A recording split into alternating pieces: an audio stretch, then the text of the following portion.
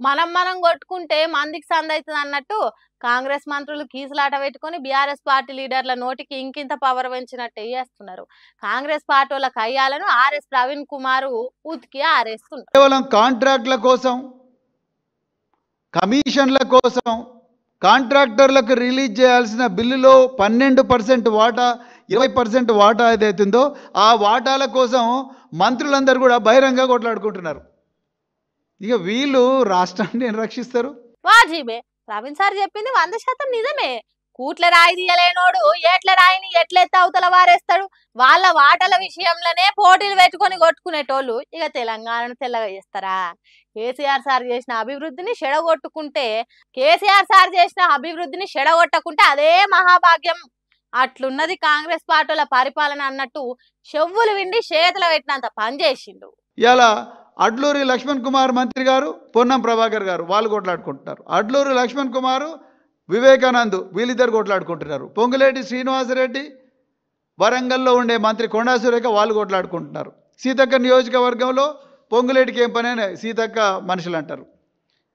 వీళ్ళిద్దరు ఉన్నారా, మరి నేనెందుకు లేనని చెప్పేసి కొండా సురేఖ అంటారు. అంటే ఇదంతా కూడా కమిషన్ల కోసం, మీదంతా కాదు, ఇదంతా రాజ్యం నాది, నేనే మొత్తం తీసుకుంటా అని రేవంత్ రెడ్డి అంటా ఉన్నాడు. బాలే ఉన్నది భాగాలు పంచుకునే పోరాటం. ఆటల పోటీలలో డ్రా తీసి ఫలానా జట్టు ఫలానా టీంతో ఆడాలి, ఏ గ్రూప్ డి గ్రూప్ తో ఆడాలని డ్రా తీసి చెప్పినట్టు కాంగ్రెస్ మంత్రులు కొట్లాటలు ఉన్నాయట. వాళ్ళ మీద వాళ్ళే పోరాటాలు చేసుకునేటోళ్ళు రాష్ట్రాన్ని అభివృద్ధిలా రాటు తేలుస్తారా? కమిషన్ల పేరుతోని వంచుకున్నాడు, వాటి లెక్కలు తేలకుండా దంచుకున్నాడు అన్నట్టు నడుపుతున్నారు సర్కార్ అన్నట్టు చెప్పిండిగా. ఈనాడు పేపర్లో ఒక డీసీపీ, తర్వాత ఇంకొక అగ్రనాయకుడు ఈ ముగ్గురు కలిసి పెద్ద ఎత్తున రియల్ ఎస్టేట్ దందా జరుపుతున్నారు. ఈనాడు దినపత్రికలో ఓపెన్గా వచ్చినా కూడా ఇంతవరకు ఆ డీసీపీలను ట్రాన్స్ఫర్ చేయలేదు. ఇప్పుడు వాళ్ళకే చెప్పి మీరు మమ్మల్ని జూబ్లీహిల్స్ ఎలక్షన్లో గెలిపించండి అంటున్నారు. ఇంత దారుణం జరుగుతూ ఉన్నది గవర్నమెంట్లో. ఒక్కరు కూడా పాలన మీద దృష్టి సారిస్తలేరు. ఎట్లా సాధిస్తారు సారు? వాళ్ళకి పైసల మీద ఉన్న శ్రద్ధ పాలన మీద లేదు.